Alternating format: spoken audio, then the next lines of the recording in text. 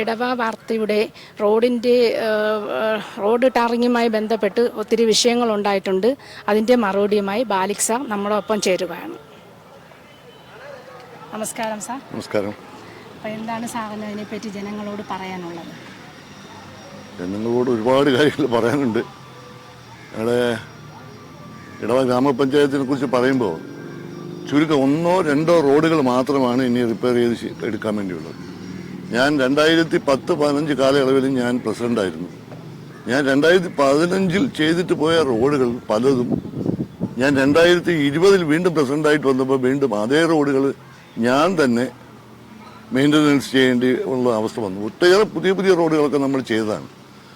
നമ്മൾ ചെയ്ത ഒരുപാട് നല്ല കാര്യങ്ങളുണ്ട്. ഒരുപാട് റോഡുകൾ നമ്മൾ ചെയ്തു. പുതിയതായിട്ട് കുറേ റോഡുകൾ ദുർഘടാവസ്ഥയിലുണ്ടായിരുന്ന ഒരുപാട് പ്രദേശങ്ങളിൽ മനോഹരമായ റോഡുകൾ ഉണ്ടാക്കി, ഇന്റർലോക്ക് ചെയ്ത് റോഡ് ഉൾപ്പെടെ ഉണ്ടാക്കി നാട്ടുകാരുടെ യാത്രാ സൗകര്യമൊക്കെ മെച്ചപ്പെടുത്തി കൊടുത്ത ഒരു പഞ്ചായത്താണ് ഞങ്ങളുടെ ഇടവ ഗ്രാമപഞ്ചായത്ത്. ഇതിപ്പോൾ നമ്മളിപ്പോൾ വരുമ്പോൾ ഫണ്ട് വെച്ച് കഴിഞ്ഞാൽ നമ്മളത് ടെൻഡർ ചെയ്യും. അതിൻ്റെ പദ്ധതിക്ക് അംഗീകാരം കിട്ടിക്കഴിഞ്ഞാൽ അതിന് നടപടിക്രമങ്ങളൊക്കെ പൂർത്തിയാക്കി നമ്മളത് ടെൻഡർ ചെയ്യും. ടെൻഡർ ചെയ്യുമ്പോൾ അത് ഒരു മത്സര സ്വഭാവത്തിലുള്ള ടെൻഡർ ആയിരിക്കും. അപ്പോൾ ഈ കോൺട്രാക്ടർമാർ അതെടുക്കും. ചിലപ്പോൾ എസ്റ്റിമേറ്റ് റേറ്റിൽ തന്നെ എടുക്കും, ചിലപ്പോൾ ബിലോ ആയിട്ട് എടുക്കും, ചിലപ്പോൾ എബോ ആയി എടുക്കും. എസ്റ്റിമേറ്റ് റേറ്റിന് എബോ ആയിട്ട് എടുക്കും. പക്ഷേ 2-3 റോഡുകൾ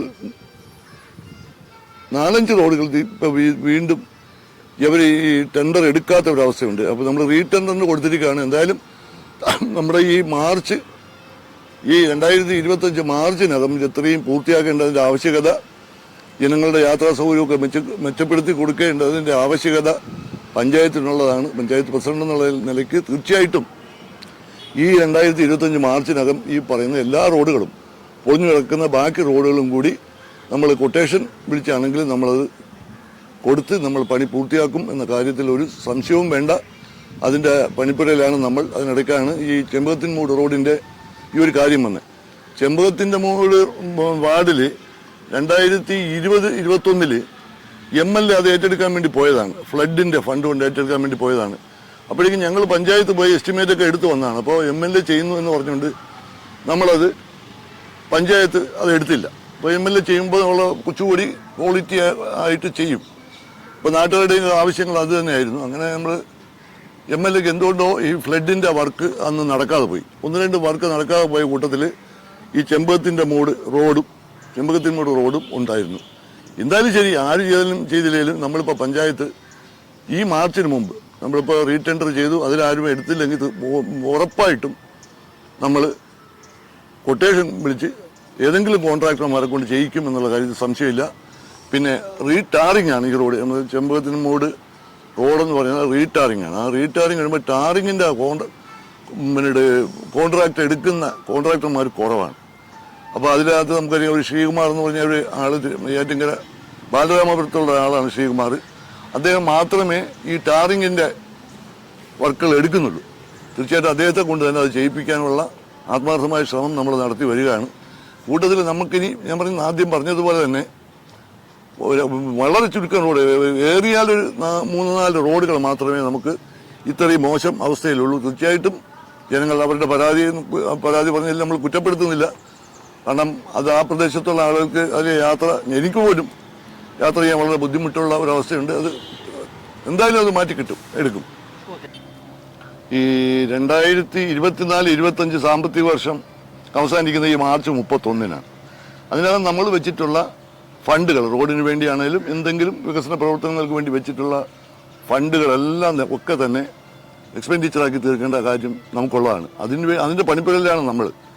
കാരണം എല്ലാ മേഖലയിലും മരാമത്ത് പണികൾ മാത്രമല്ല, അല്ലാതെ ഉള്ള ക്ഷേമ പ്രവർത്തനങ്ങൾക്കുള്ള ഫണ്ടുകളും നമ്മൾ ചെലവഴിച്ച് തീർക്കേണ്ടതുണ്ട്. അപ്പം ഞാൻ വീണ്ടും പറയുന്നു, ഈ 2025 മാർച്ച് തീരുന്നതിന് മുമ്പ് ഈ പറഞ്ഞവരുടെ നമ്മുടെ ഈ അവസ്ഥ നമുക്ക് പഞ്ചായത്തിന് അനുവദിച്ച് കിട്ടിയിട്ടുള്ള ഫണ്ട് 100% ചെലവഴിച്ച് തീർക്കേണ്ട ബാധ്യത പഞ്ചായത്തിനുള്ളതാണ്. പഞ്ചായത്ത് പ്രസിഡന്റ് എന്ന നിലയ്ക്ക് ഞാനതിന് മേൽനോട്ടം കൊടുക്കുന്നുണ്ട്. അപ്പോൾ തീർച്ചയായിട്ടും നമ്മൾ ഇന്നലെയും ആസൂത്രണ സമിതിയൊക്കെ വിളിച്ച് നമ്മളെ പദ്ധതി നിർവഹണം 100% എത്തിക്കുന്നതിന് വേണ്ടിയുള്ള കഠിന പരിശ്രമത്തിലാണ് നമ്മൾ. ഉറപ്പായിട്ടും ഈ മാർച്ച് അവസാനിക്കുന്ന മുമ്പ് തന്നെ നമ്മൾ വെച്ചിട്ടുള്ള എല്ലാ ഫണ്ടും ചെലവഴിച്ച് തീർക്കാനും വേണം. അതുപോലെ നാട്ടിൻ്റെ ജനങ്ങൾക്ക് നാട്ടുകാർക്കും എല്ലാം ഉണ്ടാകുന്ന എല്ലാ ബുദ്ധിമുട്ടുകളും, അത് റോഡായാലും വെള്ളമായാലും തെരുവിളക്കുകളായാലും ഒക്കെ തന്നെ ഇതിൻ്റെ എല്ലാം പിന്നീട് ഈ മോശം അവസ്ഥ ഉണ്ടെങ്കിൽ അതെല്ലാം പരിഹരിച്ച് പോകേണ്ടത് നമ്മുടെ കടമയാണ്. അത് ചെയ്യും എന്നുള്ള കാര്യം തന്നെ നാട്ടുകാർക്ക് ഉറപ്പ് കൊടുക്കുകയാണ്. അത് നമ്മളിപ്പോൾ ഇടവ പഞ്ചായത്തിൻ്റെ റോഡുകളുടെ മോശം അവസ്ഥയെക്കുറിച്ചാണ് നമ്മൾ സംസാരിച്ചത്. ഞാൻ നേരത്തെ പറഞ്ഞു, ഒരു 3-4 റോഡുകൾ വളരെ മോശം അവസ്ഥയിലുണ്ട്. അല്ലാതെയുള്ള മോശം അവസ്ഥയിൽ കിടന്ന ഒട്ടുമിക്കവാറുമുള്ള റോഡുകൾ, മിക്കവാറുമുള്ള വാർഡുകളിലൊക്കെ തന്നെ നമ്മൾ ചെയ്തു കഴിഞ്ഞു. നമുക്കറിയാം, കാപ്പിൽ HS മുതൽ നെല്ലേറ്റിൽ കടവ് വരെയുള്ള സ്ഥലത്ത് ഈ 2-ാം വാർഡിലാണ്. ഈ 2-ാം വാർഡ് എന്ന് പറഞ്ഞ പ്രദേശം ഒറ്റപ്പെട്ട് കിടക്കുന്ന ഒരു പ്രദേശമാണ്. ഈ പ്രദേശത്ത് അതിനകത്തുകൂടി ആളുകൾക്ക് വളരെ ഇടുങ്ങിയ വഴികൾ മാത്രമാണ് ഉണ്ടായിരുന്നത്. ഞാൻ നേരത്തെ 2010-15 ഞാൻ പ്രസിഡൻ്റായിരുന്ന സമയത്ത് നമ്മുടെ കാപ്പിലുള്ള ശ്രീ സുഭാഷ് ബാബു ഉൾപ്പെടെ 4-5 ആളുകളും ഞാനും കൂടി ചേർന്നുകൊണ്ട് നാട്ടുകാരിൽ നിന്നും സ്ഥലം സൗജന്യമായിട്ട് വിട്ടു തന്ന് നെല്ലേറ്റിൽ കടത്ത് വരെയുള്ള ആ ഇത്രയും ഭാഗങ്ങളിൽ ഒരു റോഡുണ്ടാക്കുക. റോഡിൻ്റെ പേര് കാപ്പിൽ HS നെല്ലേറ്റിൽ കടവ് റോഡെന്നാണ്. അങ്ങനെ ഞങ്ങൾ തുടങ്ങി വെച്ച ആ ഒരു ശ്രമം വലിയ വിജയം കണ്ടു. ഞങ്ങൾ നാട്ടുകാരിൽ നിന്നും സ്ഥലം സൗജന്യമായി വാങ്ങി മതിലുണ്ടായിരുന്ന ഭാഗത്ത് മതിലുകളൊക്കെ പൊളിച്ച് അത് കെട്ടിക്കൊടുക്കണം എന്ന് കെട്ടിക്കൊടുത്തുകൊണ്ട് നമ്മൾ ആ റോഡിൻ്റെ സ്ട്രക്ചറാക്കി 3 മീറ്റർ വീതിയുള്ള ഒരു റോഡുണ്ടാക്കി. നമ്മുടെ ബഹുമാന്യനായ നമ്മുടെ വർക്കല MLA അഡ്വക്കേറ്റ് ജോയിയോട് നമ്മൾ അഭ്യർത്ഥിച്ചത് പ്രകാരം അദ്ദേഹം ഇന്റർലോക്ക് ചെയ്ത റോഡ് നിർമ്മിച്ചു തന്നു. അപ്പോൾ അന്നത്തെ പഞ്ചായത്ത് പ്രസിഡന്റായ ഞാനും സുഭാഷ് ബാബു ഒക്കെ ചേർന്നുകൊണ്ട് അവരുടെയൊക്കെ ശ്രമഫലമായിട്ട് നാട്ടുകാരിൽ നിന്ന് സ്ഥലം എടുത്തു. നമുക്ക് എടുത്തു പറയേണ്ട 1-2 കേസുകൾ അവിടെ ഉണ്ട്. വലിയ ഒരു സ്ക്വയറായിട്ടുള്ള ഒരു പ്ലോട്ട്. ഈ പ്ലോട്ടിൻ്റെ മധ്യഭാഗത്തു നിന്നാണ് നമ്മൾ എന്ത് ചെയ്യേണ്ടത്, ഈ റോഡിന് വേണ്ടിയുള്ള സ്ഥലം എടുക്കേണ്ടത്. ആ വലിയ മനുഷ്യൻ അവിടുത്തെ വികസനം ഉണ്ടാകണമെന്ന് കണ്ടറിഞ്ഞുകൊണ്ട് തന്നെ അദ്ദേഹത്തിൻ്റെ വസ്തു നേരെ കുറുകെ മുറിച്ച് മധ്യഭാഗത്തുകൂടി റോഡുണ്ടാക്കാൻ വേണ്ടിയുള്ള സ്ഥലം വിട്ടു തന്നു. അത് വളരെ എനിക്ക് ഒരുപാട് റോഡുകളുടെ കാര്യങ്ങളൊക്കെ പറയാനുണ്ട്. എങ്കിൽ ഈ ഒരു റോഡ് വളരെ ശ്രമകരമായ ഒരു പണിയായിരുന്നു. അത് നമ്മൾ പൂർത്തീകരിച്ചു. ഇപ്പോൾ വന്നപ്പോൾ നാട്ടുകാർക്ക് പൈപ്പിന് ജലജീവൻ്റെ കണക്ഷൻ സൗജന്യമായിട്ട് കിട്ടുന്നു എന്ന് പറഞ്ഞപ്പോൾ നാട്ടുകാരെല്ലാം ഈ ഇന്റർലോക്ക് റോഡ് വലിച്ചു പൊളിച്ച് അതിൽ കൂടി പൈപ്പ് ലൈൻ കൊടുക്കുന്ന കാര്യം പറഞ്ഞു. ഈ അവസ്ഥയുണ്ടായി. അപ്പം ഞാൻ വാർഡ് മെമ്പറോട് പറഞ്ഞു, ആരാണോ ഇത് വലിച്ചു പൊളിക്കുന്നത് അവർ തന്നെ ഇത് പുനർനിർമ്മിച്ച് തരണം. അങ്ങനെ സമ്മതിച്ചതാണ്. പക്ഷേ അവരത് ചെയ്തില്ല. പകരം ഞങ്ങൾ എന്ത് ചെയ്തു, വീണ്ടും ഫണ്ട് വെച്ച് നമ്മൾ ആ റോഡിൻ്റെ വലിയ പ്രശ്നമായിരുന്നു, വലിയ പ്രശ്നമാണ്, നടന്നു പോലും പോകാൻ പറ്റാത്ത അവസ്ഥയായി. ഇപ്പോൾ അതിൻ്റെ പണി നമ്മളിപ്പോൾ പൂർത്തീകരിച്ചു. അതോടൊപ്പം ചേർത്ത് പറയേണ്ടത്, ഈ നമ്മളിപ്പോൾ നിൽക്കുന്ന കാപ്പിൽ 1-ാം വാർഡിലാണ്. ഈ 1-ാം വാർഡിൽ നിന്ന് 2-ാം വാർഡിൽ റോഡ് മാർഗം പോകണമെങ്കിൽ 8-9 കിലോമീറ്റർ സഞ്ചരിച്ച് വേണം പോകാനുള്ളത്. അപ്പോൾ കാപ്പിൽ ഹൈസ്കൂളൊക്കെ നിൽക്കുന്നത് എവിടെയാണ്? ഹയർ സെക്കൻഡറി ഒക്കെ നിൽക്കുന്നത് കാപ്പിൽ 2-ാം വാർഡിലാണ്. ഇവിടുത്തെ ജനങ്ങൾ 1-ാം വാർഡിൽ നിന്നുള്ള ജനങ്ങൾ അല്ലെങ്കിൽ പരൂരിൽ നിന്നൊക്കെ വന്ന് സ്കൂളിൽ പോകാൻ വേണ്ടി വരുമ്പോൾ റെയിൽവേ ട്രാക്ക് മുറിച്ച് കടന്നു വേണം ഇത് 2-ാം വാർഡിലെത്താൻ. അത് വളരെ അപകടകരമായ ഒരു അവസ്ഥയാണ്. അത് ഒഴിവാക്കുന്നതിന് വേണ്ടി ഏതാണ്ട് 15-17 കൊല്ലത്തോളമായി ഞാൻ റെയിൽവേയുമായി ബന്ധപ്പെട്ട് നിൽക്കുകയാണ്. അതായത് കാപ്പിൽ കണ്ണമ്മൂട് എന്ന് പറഞ്ഞ പ്രദേശത്ത് ഒരു അണ്ടർ പാസേജ് ഉണ്ടാക്കി കഴിഞ്ഞാൽ, കാരണം അവിടെ റെയിൽവേ ലൈൻ പോകുന്നത് ഒത്തിരി ഉയരമുള്ള സ്ഥലമാണ്. അപ്പോൾ അവിടെ ഒരു കരയോഗമുണ്ട്, NSS കരയോഗമുണ്ട്. ആ കരയോഗത്തിൻ്റെ അതിനോട് ചേർന്ന് നിന്ന് അണ്ടർ പാസേജ് എടുക്കുകയാണെങ്കിൽ ഈ കാപ്പിൽ 1-ാം വാർഡിൽ നിന്നുള്ള ജനങ്ങൾക്കും മറ്റു ജനങ്ങൾക്കും 8-9 കിലോമീറ്റർ ചുറ്റി പോകുന്നതിന് പകരം വളരെ ചെറിയ ദൂരത്തിൽ നമുക്ക് അവിടെ എത്തിച്ചേരാൻ വേണ്ടി കഴിയും. ഇപ്പോൾ ഒരു സന്തോഷകരമായിട്ടുള്ളൊരു കാര്യമാണ് ഞാൻ പറയുന്നത്. ഏതാണ്ട് 6 കോടിയോളം രൂപയ്ക്കുള്ള ഒരു ഡീറ്റെയിൽഡ് ആയിട്ടുള്ള എസ്റ്റിമേറ്റ് പിന്നെ റെയിൽവേയിൽ നിന്ന് കിട്ടിയിട്ടുണ്ട്. ഇത് ബഹുമാനപ്പെട്ട MLAക്കും ബഹുമാനപ്പെട്ട MP-ക്കും ഒക്കെ നമ്മൾ എത്തിച്ചിട്ടുണ്ട്. ഇപ്പോൾ MLA നമുക്ക് ഉറപ്പ് തന്നിരിക്കുന്നത് ഇത്തവണത്തെ ബഡ്ജറ്റിൽ നിന്നുള്ള പണം വക കൊള്ളിക്കും എന്നാണ് പറഞ്ഞിരിക്കുന്നത്. ഇടവ 15-ാം വാർഡിൽ നിന്ന് ആരംഭിച്ച് 14-ാം വാർഡിൽ AKG നഗർ എന്ന് പറഞ്ഞ സ്ഥലത്ത് അവസാനിക്കുന്ന ഒരു റോഡ് നമ്മൾ നിർമ്മിച്ചിട്ടുണ്ട്. ഒരു സൈഡിൽ വയലാണ്, പിന്നെ കുന്നുംപുറം എന്ന് പറയുന്ന ഒരു സ്ഥലം, അത് കുത്തനെയുള്ള ഒരു കുന്നാണ്. ആ ആ സ്ഥലം 2000 ഞങ്ങൾ വില കൊടുത്ത ആ വസ്തു മേടിച്ചായിരുന്നു ഈ റോഡ് ഉണ്ടാക്കുന്നതിന് വേണ്ടി. 2010 ഞാൻ പ്രസിഡൻ്റായി വരുമ്പോൾ അവിടുത്തെ ward member 14-ാം ward member advocate Shibu, ഞങ്ങൾ രണ്ടുപേരുടെയും ഫണ്ട് ഉപയോഗിച്ച്, അതായത് ഞങ്ങളുടെ വാർഡുകളും എല്ലാ വാർഡുകളെയും നമ്മൾ ആ ഒരു വാർഡും നമ്മൾ അവഗണിക്കാറില്ല, അതിനകത്ത് രാഷ്ട്രീയമൊന്നും നോക്കാറില്ല. അപ്പോൾ ചെയ്യേണ്ട റോഡുകളൊക്കെ നമ്മൾ ചെയ്തു പോകും. എല്ലാ റോഡുകളും നമുക്കുള്ളതാണ്, പഞ്ചായത്തിൻ്റെതാണ്, നമ്മൾ എല്ലാ ഭാഗത്തും നമ്മൾ സഞ്ചരിക്കുന്നതാണ്.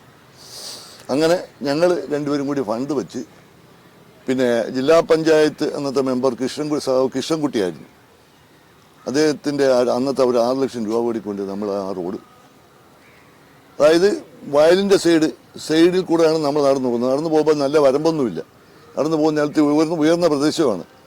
നോക്കി നടന്നില്ലെങ്കിൽ ചിലപ്പോൾ താഴെ പോയി വീഴും, വയലിൽ പോയി വീഴും. അവിടെ നല്ല മനോഹരമായ റോഡ് നമ്മൾ ഉണ്ടാക്കി. അതുപോലെ തന്നെ കാപ്പിൽ കിഴക്കേ ചന്ദ്രത്തിൽ തോട്ടിനക്കര പള്ളി, ഇത് അവിടെ വഴിയില്ല. നമ്മുടെ നാട്ടുകാരെല്ലാവരും കൂടി ഒരുമിച്ച് ശ്രമിച്ചതിൻ്റെ ഫലമായിട്ട് സ്ഥലം ഏറ്റെടുത്ത് നമ്മൾ ബഹുമാന്യനായ MLA ഫണ്ട് കൊണ്ട് നമ്മൾ ഈ ഇൻ്റർലോക്ക് ചെയ്ത റോഡ് ഉണ്ടാക്കിയെടുത്തു. അതുപോലെ 15-ാം വാർഡിൽ തന്നെയുള്ള പാലത്തൊടി വേലിക്കകം എന്ന് പറഞ്ഞ റോഡ്, തോടാണ്. ഈ തോടിന് മുകളിൽ കൂടി റോഡുണ്ടാക്കി മനോഹരമായ റോഡായി. അതുപോലെ മൻശാലയം CIT പള്ളി റോഡ്, CIT പള്ളി മാന്ത്രക്ഷേത്രം റോഡ്, അങ്ങനെ ഒട്ടേറെ പുതിയ റോഡുകൾ നമ്മൾ നിർമ്മിച്ചിട്ടുണ്ട്. അതിൻ്റെയൊക്കെ വളരെ അഭിമാനം, അങ്ങനെയുള്ള റോഡുകൾ ചെയ്തതിനുള്ള അഭിമാനം എനിക്കുണ്ട്. നമ്മുടെ ഈ ബീച്ചിനെ സംബന്ധിച്ചാണ് എനിക്ക് ചോദിക്കാനുള്ളത്. അവിടെയെന്ന് വെച്ചാൽ രാത്രി കാലങ്ങളിൽ ഇവിടെ നിന്ന് കുറച്ച് മുമ്പോട്ട് പോയി കഴിഞ്ഞാൽ വെട്ടമില്ലാത്തൊരവസ്ഥയാണ് കാണാൻ കഴിയുന്നത്. അത് ഈ പറഞ്ഞ കണക്ക് ഒരുപാട് പൊതുജനങ്ങൾ വരുന്ന ഒരു സ്ഥലമാണ്. അപ്പോൾ അതിനെപ്പറ്റി സാറിന് എന്താണ് പറയാനുള്ളത്? ശരിയാണ്, ന്യായമായ ചോദ്യമാണ് ഇത്. ഈ നാട്ടുകാരുടെ തന്നെ ഒരുപാട് പരാതിയുള്ള ഭാഗമാണ്. നമ്മളീ കാണുന്ന ഈ ടൂറിസ്റ്റുകൾ വന്നുകൂടുന്ന ഈ സ്ഥലം, നമ്മളവിടെ ഇപ്പോൾ കാറ്റാടി മരമൊക്കെ പഞ്ചായത്ത് അന്നത്തെ സുനാമി ചെറുക്കുന്നതിന് വേണ്ടി വനവൽക്കരണത്തിൻ്റെ ഭാഗമായിട്ട് നമ്മൾ വെച്ച് പിടിപ്പിച്ചതാണ് ആ കാണുന്ന കാറ്റാടി മരങ്ങളൊക്കെ തന്നെ. പക്ഷെ ഒരു സത്യം എന്ന് പറയുന്നത് ഇതൊക്കെ സ്വകാര്യ വ്യക്തികളുടെ ഭൂമിയാണ്, സ്വകാര്യ വ്യക്തികളുടെ ഭൂമിയാണ്. അപ്പോൾ നമ്മുടെ ബഹുമാന്യനായ Varkala MLA advocate V. Joy അദ്ദേഹത്തിൻ്റെ ഫണ്ട് ഉപയോഗിച്ച് സോളാർ പാനൽ കാപ്പിൽ ഇവിടം മുതൽ ഓടയം, അതായത് നമ്മൾ വർക്കല മുനിസിപ്പാലിറ്റിയോട് ചേർന്ന് വരുന്ന ഭാഗം വരെയുള്ള ഈ കടൽ തീരത്തുകൂടി, അതിനകത്ത് ക്ലിഫുകളുണ്ട്, പിന്നീട് സമനിരപ്പിലുള്ള ഭൂമിയൊക്കെ ഉണ്ട്. അവിടെയെല്ലാം ഈ സോളാർ പാനലിലുള്ള ലൈറ്റുകൾ വെച്ച് പിടിപ്പിച്ചു പോയി. നമുക്കൊരു കാര്യം അറിയാം, കടലിൽ നിന്നുള്ള ഉപ്പുള്ള കാറ്റടി ഇതിലെല്ലാം വീഴും. ഈ എന്താ പറയുക, ഇതിൻ്റെ ഈ ഉപ്പ് കാറ്റടിച്ചു കഴിഞ്ഞാൽ ഇതിന് വലിയ ആയുസൊന്നുമില്ല. അങ്ങനെ അദ്ദേഹം വെച്ച ഈ ലൈറ്റുകളൊക്കെ തന്നെ ഒരെണ്ണം പോലും കത്താത്ത അവസ്ഥയിൽ ദ്രവിച്ച് വീണുപോയി. പഞ്ചായത്ത് ഇത് ചെയ്യണമെങ്കിൽ നമ്മളിപ്പോൾ ചെയ്യാം. പഞ്ചായത്ത് വളരെ നിസ്സാരമായിട്ട് ഇത്രയും വലിയ കാര്യങ്ങൾ ചെയ്യുന്ന പഞ്ചായത്തിന് ഈ വിളക്കുകൾ നമുക്ക് ചെയ്യുന്നത് കുഴപ്പമില്ല. കാരണം നമ്മളെ സംബന്ധിച്ച് പറയുമ്പോൾ നമുക്ക് ഈ വ്യക്തികളുടെ, അതായത് ഈ വസ്തു ഉടമകളുടെ ഒരു അനുമതി നമുക്ക് വേണം. നമ്മൾ അത് അന്വേഷിച്ചുകൊണ്ടിരിക്കുകയാണ്. അവിടെ ഇപ്പം നിങ്ങളൊന്നും പറയാതെ പോകാൻ പറ്റത്തില്ല. ഇത് സ്വകാര്യ വ്യക്തികളുടെ ഭൂമി ആയതുകൊണ്ട് പഞ്ചായത്തിന് ഒരു പാർക്കിംഗ് ആയിട്ടോ അല്ലെങ്കിൽ ഒരു എൻട്രി ഫീസോ ഒന്നും വെച്ച് പഞ്ചായത്തിന് തനതായി ഒരു വരുമാനം ഉണ്ടാക്കാൻ വേണ്ടി നമുക്ക് കഴിയുന്നില്ല. അപ്പോൾ നമ്മൾ ഇതിന് മുമ്പ് പല പ്രാവശ്യം തീരുമാനം എടുത്തു. ഈ വ്യക്തികളായി ഈ ഭൂമി വാങ്ങി നമ്മൾ ലീസിന് എടുത്തു കഴിഞ്ഞാൽ, കിട്ടിക്കഴിഞ്ഞാൽ നമുക്ക് പഞ്ചായത്തിന് ഒരു വരുമാനം ഉണ്ടാവും, ഈ വസ്തു ഉടമകൾക്കും ഒരു വരുമാനം ഉണ്ടാവും. ആ രീതിയിൽ അങ്ങനെ വരികയാണെങ്കിൽ നമുക്ക് ഇതിനകത്ത് തെരുവ് വിളക്കുകളൊക്കെ തന്നെ നമുക്ക് പിന്നീട് ചെയ്യാൻ വേണ്ടി കഴിയും. അല്ലെങ്കിൽ പോലും നമ്മളിപ്പോൾ ഈ പിന്നീട് പുതിയ പോസ്റ്റുകളിട്ട്, ഈ മാർച്ചിനകം തന്നെ പോസ്റ്റുകളിട്ട് തൽക്കാലം പിന്നീട് ഒരു 100 വാട്ട്സ് വീതമുള്ള ബൾബുകളിട്ട് പ്രകാശിപ്പിക്കാമെന്നാണ് നമ്മൾ വിചാരിക്കുന്നത്. ഇത്രയും പ്രദേശം സാർ, ഇവിടെ നിന്ന് ഇടവ കഴിഞ്ഞ് മൂന്നൂല ജംഗ്ഷനിൽ വരുമ്പം നല്ല രീതിയിൽ ഗതാഗത കുരുക്ക് അനുഭവപ്പെടുന്നുണ്ട്. അപ്പോൾ സ്കൂൾ വിട്ടുള്ള കുട്ടികളായാലും ട്യൂഷൻ കഴിഞ്ഞുള്ള കുട്ടികളായാലും ഈ ഗേറ്റ് അടപ്പ് കഴിഞ്ഞിട്ട് നല്ല രീതിയിൽ അവിടെ അപകടം ഉണ്ടാകാനുള്ളൊരു സാധ്യതയുണ്ട്. അപ്പോൾ അവിടെ എന്തെങ്കിലും വിചാരിച്ച ഒരു പോംവഴി ചെയ്യാൻ പറ്റുമോ? ഞങ്ങൾ കഴിഞ്ഞ കുറേ കാലമായിട്ട് ഞങ്ങൾ ആവശ്യപ്പെടുന്നതും ഞങ്ങൾ കേട്ടുകൊണ്ടിരിക്കുന്നതുമായിട്ടുള്ള ഒരു പരാതിയാണ് ഇപ്പോൾ ചോദിച്ചത്. ഇടവ റെയിൽവേ ഗേറ്റ്, പഞ്ചായത്ത് ഓഫീസിന് മുന്നിലുള്ള റെയിൽവേ ഗേറ്റ് അടഞ്ഞു കഴിഞ്ഞാൽ അവിടെ കുറേ വാഹനങ്ങൾ വന്ന് കൂടി. ഗേറ്റ് തുറക്കുമ്പോൾ ഈ എല്ലാ വാഹനങ്ങളും കൂടി അങ്ങോട്ടും ഇങ്ങോട്ടും പോകുന്നു. സൈഡിൽ ചെല്ലുമ്പോൾ, ഗേറ്റ് കഴിഞ്ഞ് ചെല്ലുമ്പോൾ ഈ വഴിയോര കച്ചവടക്കാരുടെ റോഡ് സൈഡിൽ വെച്ചുള്ള കച്ചവടം, പിന്നെ അവിടെയുള്ള ചില കടകൾ, നേരത്തെ ഉണ്ടായിരുന്ന ഈ തിണ്ണ എന്ന് നമ്മൾ പറയില്ല, ഈ തിണ്ണ കൂടി അടച്ചെടുത്തുകൊണ്ട് അവരുടെ കടയുടെ വലിപ്പം കൂട്ടി. പിന്നെ ഒരു വാരിയും കൂടെ പുറത്തോട്ട് ഇറക്കി. അങ്ങനെ 4-5 കടക്കാർ അങ്ങനെ ചെയ്തിട്ടുണ്ട്. ഇതൊക്കെ പരാതികൾ പഞ്ചായത്തിന് നമുക്ക് കിട്ടി. ഈ കിട്ടുമ്പോൾ നമ്മൾ നോക്കുമ്പോൾ പരാതി പറയുന്നത് നാട്ടുകാർ, ഇത് നടത്തുന്നതും നാട്ടുകാർ. ഇതിനകത്ത് ചില ആളുകൾ രാഷ്ട്രീയം കാണും. എന്നെ സംബന്ധിച്ച് പറയുമ്പോൾ ഇങ്ങനെയുള്ള കാര്യങ്ങളിൽ രാഷ്ട്രീയം ഞാൻ കാണാറില്ല. ജനങ്ങൾക്ക് ബുദ്ധിമുട്ട് കൂടാതെ സഞ്ചരിക്കാൻ കഴിയണം. ഇത് വളരെ, അതായത് ഒരു ബസ്സിനെ പിന്നീട് ഏതോ ദിശയിൽ നിന്ന് വരുന്ന ഒരു കാറിന് വെച്ചാൽ യഥേഷ്ടം കടന്നു പോകാൻ കഴിയാത്ത തരത്തിൽ അത്രയും മാത്രം വീതി മാത്രമേ റോഡിനുള്ളൂ. ബാക്കിയെല്ലാം വഴിവരെ കച്ചവടം, ഒരു സൈഡിൽ ഓട്ടോറിക്ഷകൾ, പിന്നീട് കടക്കാരുടെ റോഡിലോട്ടുള്ള കയറ്റം. ഇതൊക്കെ പഞ്ചായത്ത് പല പ്രാവശ്യം നോട്ടീസ് കൊടുത്തു. പിന്നീട് പോലീസിനെ അറിയിച്ചു. പിന്നീട് റോഡ് ട്രാൻസ്പോർട്ട് RTO അറിയിച്ചു, മോട്ടോർ വെഹിക്കിൾ ഡിപ്പാർട്ട്മെന്റിനെ അറിയിച്ചു. ഇതെല്ലാം അറിയിച്ചിട്ടും നമുക്കൊരു ഫലം നമുക്ക് കാണാൻ വേണ്ടി പറ്റുന്നില്ല. എത്രയെങ്കിലും മീറ്റിങ്ങുകൾ ഇപ്പോൾ അവസാനം നമ്മൾ നടത്തിയത് വ്യാപാരി വ്യവസായികളുമായി ചേർന്നുകൊണ്ട് നമ്മളൊരു മീറ്റിങ്ങെല്ലാം നടത്തി ഇതിന് ശാശ്വതമായ ഒരു പരിഹാരം ഉണ്ടായേ തീരൂ എന്ന് പറഞ്ഞ് നമ്മളിപ്പോൾ വഴിയോര കച്ചവടം, ഇപ്പോൾ വഴിയിൽ മീൻ വിൽപ്പന ഒഴിഞ്ഞ ഭാഗത്തോട്ട് മാറി. ഇത് കഴിഞ്ഞൊരു 100 മീറ്റർ കഴിയുമ്പോൾ നമ്മൾ പബ്ലിക് മാർക്കറ്റാണ്. ഈ മാർക്കറ്റിൽ പോയി മീനും പച്ചക്കറി സാധനങ്ങളും ഒക്കെ വിൽക്കാനുള്ളത് അവിടെയാണ് കച്ചവടം. പക്ഷേ അപ്പോൾ ഇതിന് കുറച്ച് പേര് അനുകൂലിക്കുകയും കുറേ പേര് എതിർക്കുകയും ചെയ്യുമ്പോൾ ഇതിന് ഒരു പരിഹാരം കാണാൻ വേണ്ടി നമുക്ക് കഴിഞ്ഞില്ല. ഈ ബസ്സുകളുടെ കാര്യമാണ് എനിക്ക് ചോദിക്കാനുള്ളത്. വൈകുന്നേരം, അതായത് രാത്രി 6:30 മണിക്ക് ശേഷം 7 മണി കഴിഞ്ഞുള്ള സമയത്ത് ഈ ടെക്സ്റ്റൈൽസിലും മറ്റും ജോലി ചെയ്യുന്ന കാപ്പിൽ നിന്നായാലും ഉള്ള ഒത്തിരി ആൾക്കാർ വരുന്നുണ്ട്. അപ്പോൾ ഇടവയിൽ ഗേറ്റ് അടച്ചു കഴിഞ്ഞാൽ ആ ബസ്സുകൾ ട്രിപ്പ് കാപ്പിൽ വരാതെ അവിടെ അവസാനിപ്പിച്ച് പോകുന്ന ഒരവസ്ഥ പലപ്പോഴും ശ്രദ്ധയിൽപ്പെട്ടിട്ടുണ്ട്. അപ്പം അതിനെന്താണ് സാറിന് ഇതിൽ ചെയ്യാൻ പറ്റുന്നത്? ഇത് സ്ഥിരമായിട്ടുള്ള കുറേ കാലമായിട്ടുള്ള ഒരു പരാതിയാണ്. നമ്മളിപ്പോൾ കാപ്പിൽ തന്നെ പ്രദേശത്തുള്ള ആളുകൾ ഇവിടെ ഒരു കമ്മിറ്റി പോലെ ഒരെണ്ണമുണ്ട്. ഈ ബസ്സുകൾ നമ്മളെ വെളുപ്പാങ്കാലത്ത് മെഡിക്കൽ കോളേജിലേക്ക് പോകുന്നതിനുള്ള സർക്കാർ ട്രാൻസ്പോർട്ട് ബസ്സുകൾ, അല്ലാതെ വൈകുന്നേരങ്ങളിൽ നമുക്ക് പരവൂര് വരെ പോകേണ്ട ബസ്സുകൾ, ഇത് മിക്കവാറും രാത്രികളിലും അല്ലെങ്കിൽ രാവിലെയും ഈ ബസ്സുകളില്ല. ഇത് പുനഃസ്ഥാപിച്ച് കിട്ടണമെന്ന് പറഞ്ഞ് പഞ്ചായത്തിന് നിവേദനങ്ങൾ കുറേ കിട്ടിയിട്ടുണ്ട്. പഞ്ചായത്തിന് നിവേദനം കിട്ടിക്കഴിഞ്ഞാൽ പഞ്ചായത്ത് ഈ നമ്മളെ റോഡ് ട്രാൻസ്പോർട്ട് അതോറിറ്റിയൊക്കെ നമ്മൾ പേര് അറിയിച്ച് ചിലതൊക്കെ പുനഃസ്ഥാപിക്കാൻ വേണ്ടി പറ്റി. റൂട്ടുകൾ മുടക്കിയ റൂട്ടുകൾ പുനഃസ്ഥാപിക്കാൻ വേണ്ടി പറ്റി. അപ്പോൾ ഈ കാപ്പിൽ പ്രദേശത്തുള്ള ഒരു കൂട്ടം ആളുകൾ തീർച്ചയായിട്ടും അവർ വളരെ ആക്റ്റീവായിട്ട് തന്നെ ഈ ആവശ്യത്തിന് വേണ്ടി നിൽക്കുകയാണ്. രാത്രിയൊക്കെ അവർ ട്രിവാൻഡ്രത്ത് നിന്നൊക്കെ വന്ന് വർക്കിൽ ഇറങ്ങിക്കഴിഞ്ഞാൽ ഓട്ടോ പിടിച്ചാൽ, അല്ല ഇടവ വരെ പോകുന്ന ബസ്സുകളും കുറവാണ്. പല ബസ്സുകളും കളക്ഷൻ കുറവാണെന്ന് പറഞ്ഞിട്ട് അവരെ അവസാനിപ്പിച്ച് പോകുന്ന ഒരവസ്ഥയുണ്ട്.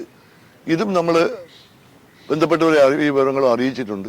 തീർച്ചയായിട്ടും ഈ ഒരു പരാതി പരിഹരിക്കുന്നതിന് വേണ്ടിയുള്ള ആത്മാർത്ഥമായ ശ്രമം നമ്മൾ നടത്തും, ഉറപ്പായിട്ട് നടത്തിക്കൊണ്ടിരിക്കുകയാണ്. വീണ്ടും ഇപ്പോൾ ചോദിച്ചതുകൊണ്ട് വീണ്ടും ഇതിന് പരിഹാരങ്ങൾ നമ്മൾ കാണാൻ വേണ്ടി തന്നെ നമ്മൾ ശ്രമിക്കും. ഒരു സംശയമില്ല.